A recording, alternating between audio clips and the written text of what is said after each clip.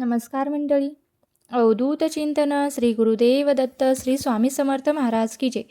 बघा, 30 वर्षानंतर असा एक दुर्मिळ योग आलेला आहे, तो म्हणजे सोमवती अमावस्या. अधिक मास महिन्यातील सोमवती अमावस्या येत आहे. यापूर्वी हा योग 1996 मध्ये आला होता. बघा, पुरुषोत्तम मास हा दर 3 वर्षांनी येतो आणि या 3 वर्षानंतर येणाऱ्या मासामध्ये सोमवती अमावस्या मिळणे अत्यंत दुर्मिळ आहे. तर यावर्षी 2026 मध्ये हा योग 15 जूनला येत आलेला आहे.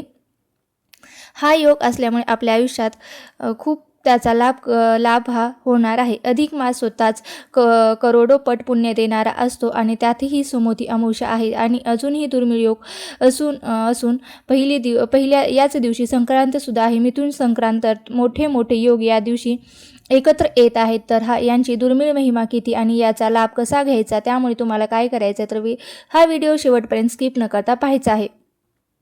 महर्षी वेदव्यास म्हणतात की सोमवती अमावस्येच्या दिवशी जर कोणी मौन राहून स्नान केले तर त्याला 1000 गोदानाचं पुण्य मिळतं. बघा, किती मोठे कार्य आहे आणि ते सर्वच करू शकतात. पण स्नान कसे करायचे? सकाळी सूर्योदयापूर्वी तुम्हाला हे स्नान करून घ्यायचे आहे. मौन राहून स्नान करायचे आहे. जर घरात स्नान करणार असाल तर सूर्योदयापूर्वी स्नान करून घ्यायचं. नदीवर जर तुम्ही जायचे असेल तर सूर्योदय झाल्यानंतर पाऊण ते 1.5 तासाच्या आत तुम्ही आंघोळ करून घ्या. नंतर महापुण्य देणारे ठरेल. 1000 गोदानाचे पुण्य मिळेल. आंघोळ करताना तुमच्या पायात काळे तीळ टाका. शक्य असल्यास त्याने स्नान करावे. पुढील शास्त्रात वर्णन केलेले येते की जर सोमवारी सोमवती अमावस्या आली असेल तर संयोगात केलेले दान, स्नान आणि जपाचे फळ हे विष्णूपर्यंत जात असते. आता हे विष्णुपूत काय असते तर वर्षातून 2दा येते. मेष संक्रांत आणि तूळ संक्रांतीला विष्णू संक्रांत म्हणतात आणि ही खूप पुण्य देणारी संक्रांत असते. तर या सोमवती अमावस्यामध्ये तुम्ही जे दान कराल, ते स्नान कराल किंवा जप कराल, ते सर्व विष्णुपद फळ देणारे आहे. तर विष्णुपद फळ किती असते याचे वर्णन आपल्या शास्त्रात आहे.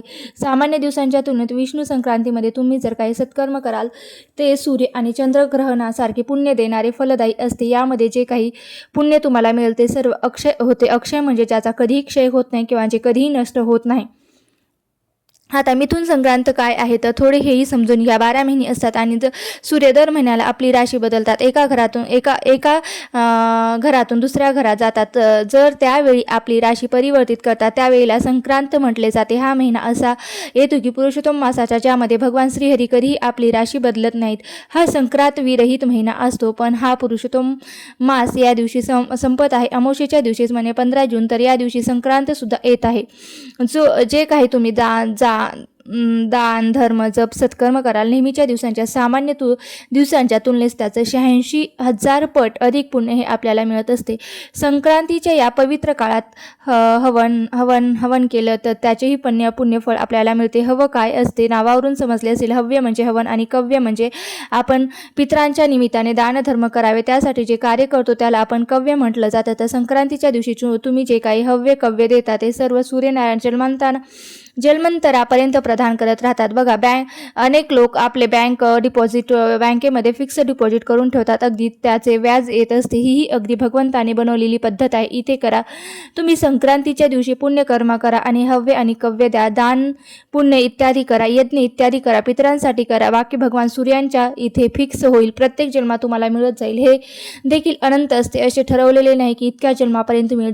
जन्मांतापर्यंत मिळतं. या दिवशी खूप भगवंताच्या नावाचा जप करा. चालता बोलता जप करा. अनेक लोक म्हणतात की आम्हाला बसून जप करायला जमत नाही, तर तुम्ही चालता फिरता कधीही जप करू शकता.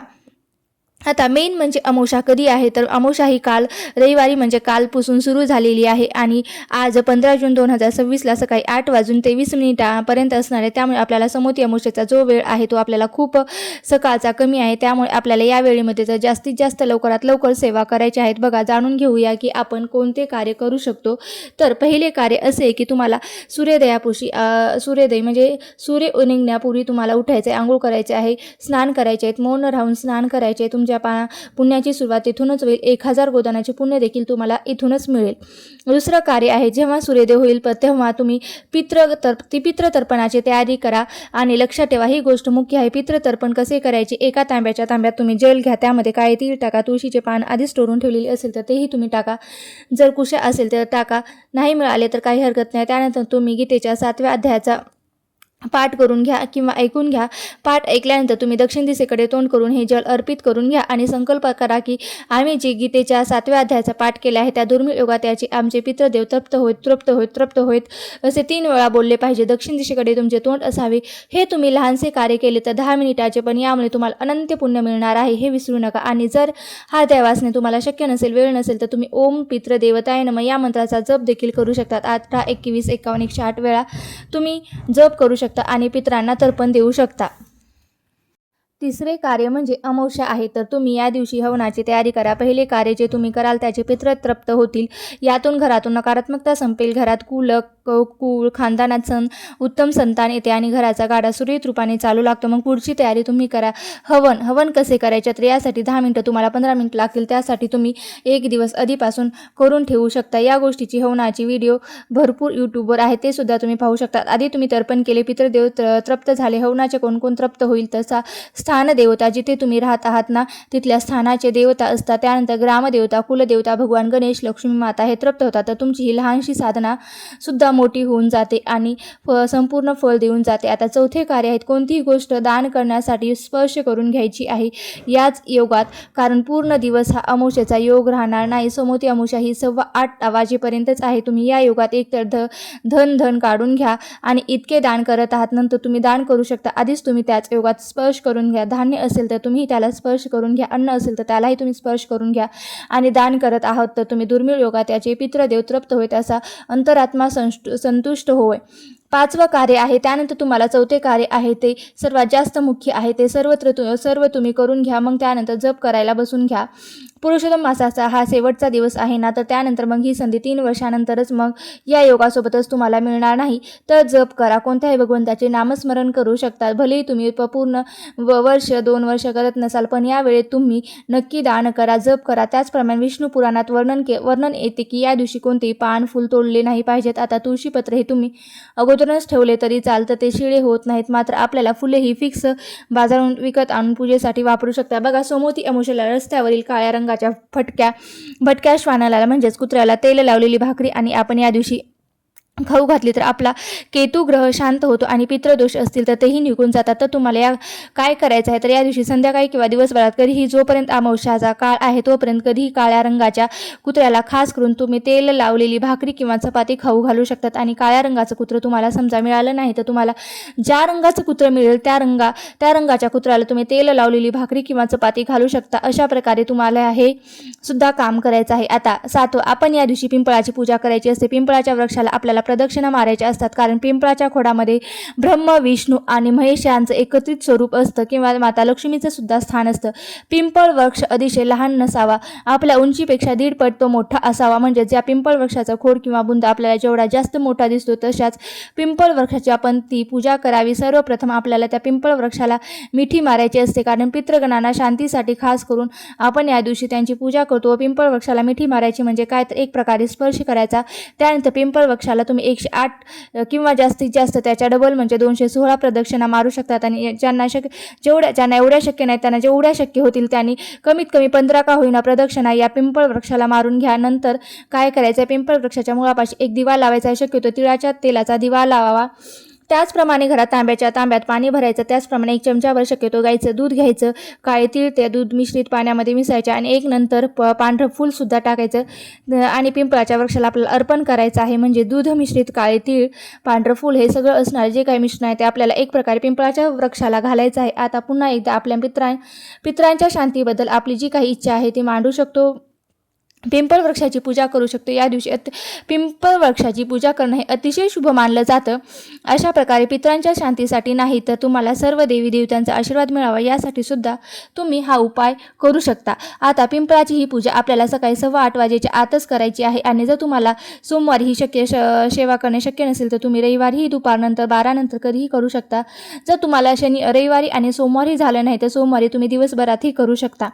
या दिवशी तुळशी प्रदक्षिणेला सुद्धा खूप जास्त महत्त्व दिलेलं आहे. तुम्ही तुळशी मातेला 108 प्रदक्षिणा घरच्या घरी सुद्धा मारू शकता किंवा तुमच्या तुळशीपाशी प्रदक्षिणा घातल्या तरीही चालते. जागा नसेल तर तुम्ही काय करायचं आहे, स्वतःभोवतीच एक प्रदक्षिणा मारायची आहे. एक तांब्याच्या तांब्यात किंवा तांब्याच्या पसरट भांड्यामध्ये पाणी घ्यायचं आहे. त्यामध्ये थोडंफार काळे तीळ टाकायचे, नसेल तर फक्त पाणी घेऊन तुम्ही ओंजळीने ते पाणी मुळाशी मातेच्या टाकायचं आणि ओम पित्रोभ्ये नमः किंवा ओम पितृदेवो भव किंवा पितृदेवो भव असं म्हणत तुळशीला पाणी घालायचं. हे सुद्धा पितरांसाठी एक आपण पूजाच करतो. अशा प्रकारे तुम्हाला ह्या पूजा करायच्या आहेत.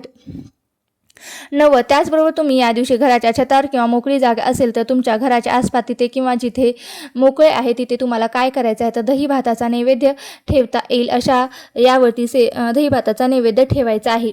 10 सोमवती अमावस्येला आपल्याला शिवलिंगाला देखील अभिषेक करायचा आहे. शिवलिंगाचा अभिषेक सुद्धा तुम्ही साध्या पाण्याने करू शकता किंवा पाण्यामध्ये काळे तीळ मिसळून किंवा दुधामध्ये काळे तीळ मिसळून सुद्धा या पद्धतीने सुद्धा तुम्ही हे अभिषेक करू शकता. पुन्हा शिवलिंग स्वच्छ धुवून घ्यायचं आणि तुमच्या देवघरामध्ये स्थापन करायचं आहे. या दिवशी तुम्हाला शिवलिंगावर स्वधा असं 7 वेळा म्हणत तांदळाचे दाणे वाहू शकता. त्याचबरोबर शिवलिंगाला चंदनाचे लेपन करू शकता. चंदनाचे लेपन केल्यामुळे सुद्धा आपल्या घराला पूर्ण शांती लाभते. पितृदोषापासून सुद्धा आपलं रक्षण होतं असं म्हटलं जातं. अशी धार्मिक मान्यता आहे. अजून सांगायचं झालं तर ज्यांच्याकडे शिवलिंग नाही पण खंडेराव महाराजांचा टाक आहे त्याने त्या टाकावर अभिषेक केला तरीही चालेल. सोमवती अमावस्या सुद्धा खंडेराव महाराजांसाठी एक पूजा करण्याचा दिवस म्हणून महत्त्वाचा मानलं जातं. तर खंडेराव महाराजांच्या टाकावर आपण भंडारा वाहू शकतो. टाकाऐवजी ज्यांच्याकडे मूर्ती असेल तर त्याने त्याच्यावर सुद्धा बेल भंडारा किंवा खंडेरावांना जे काही प्रिय आहे ते त्या सर्व गोष्टी अर्पण केल्या तरीही चालतं. या दिवशी तळी सुद्धा भरता येईल. 11 तुम्हाला या दिवशी तुमच्या घरातील सर्व व्यक्तींची नजर उतरायची असेल तर तुम्ही मिठाने किंवा मोहरीने नजर उतरू शकता आणि जे काही आपण नजर उतरलेलं साहित्य असेल मग ते मोहरी असेल ते कचऱ्यात टाकून द्यायची आणि मीठ असेल तर पाण्यामध्ये सोडून द्यायचं. अशा पद्धतीने उपाय करता येतील. त्यानंतर सोमवती अमावस्या असल्यामुळे या दिवशी आपल्याला नारळाचा उतारा एक वेगळ्या पद्धतीने करावा लागेल. जसे की आपण कर्पूर होम करतो त्याच पद्धतीने करू शकतो आपण किंवा जरा आपण घराच्या मुख्य दरवाजाच्या एकदम वरून ते खाली उंबरठ्यापर्यंत जे काही नारळ 7 वेळा उतरतो तसं आपल्याला करायचं असेल तर तेही तुम्ही करू शकता. आपल्याला फोडून टाकता येणार नाही, डायरेक्ट आपल्याला ते फेकून द्यावं लागेल. अशा पद्धतीचा उतारा देखील करता येतो. तुमच्यापैकी बरेच जण विचारत होते की या दिवशी नारळ फोडावा पण सोमवार आहे तर महादेवांचा वार असल्यामुळे या दिवशी आपल्याला तो नारळ फोडता येणार नाही. त्यामुळे जमलं तर नारळाचा उपाय म्हणजे नारळाचा जो काही आपण उतारा करतो तो तुम्ही कर्पूर होम या पद्धतीने करू शकता. 13 आता हा शेवटचा आणि सुंदर असा उपाय आहे. हा उपाय तुम्ही रविवारी संध्याकाळी किंवा सोमवारी संध्याकाळी सुद्धा करू शकता. अधिक महिन्यात दीपदान अजूनही केलं नसेल तर अधिक अमावस्येच्या दिवशी 33 पिठाचे दिवे बनवून दीपदान करा. कारण अमावस्येच्या दीपदान करणं विशेष महत्त्वाचं मानलं जातं. एवढेच नाही तर या घरातील विशेष 5 ठिकाणी दिवे लावल्याने अनेक जन्माची पापे सुद्धा नष्ट होतात असं हे धर्मग्रंथात सांगितले. इतकंच नाही तर घरातील नकारात्मकता सुद्धा दूर होऊन सुख समृद्धी देवी लक्ष्मीचा वास हा आपल्या घरात कायम राहतो असं सुद्धा म्हटलं जातं. गव्हाच्या पिठाचे दिवे बनवताना त्यात मीठ टाकून फक्त हळद टाका आणि पिठापासून 33 छोटे छोटे सुंदर असे दिवे तयार करावे. प्रत्येक दिव्यामध्ये एक कापसाचे एक लांब वात किंवा उभी वात किंवा त्यामध्ये शुद्ध तूप किंवा तेल घालावे. संध्याकाळी प्रदोष काळात म्हणजे सूर्यास्ताच्या वेळी हे दिवे प्रज्वलित करावे. आता सर्वात महत्त्वाचा भाग म्हणजे दिव्याची पूजन आणि संकल्प. आता दिवे फक्त बनवून चालणार नाही तर त्याची शास्त्रोक्त पद्धतीने पूजा करणं सुद्धा आवश्यक आहे. यासाठी काय करायचं तर एक मोठ्या आणि स्वच्छ ताटात 33 दिवे व्यवस्थित मांडून घ्यायचे. त्यानंतर प्रत्येक दिव्याला मनोभावे हळद कुंकू आणि अक्षदा गंध लावावी.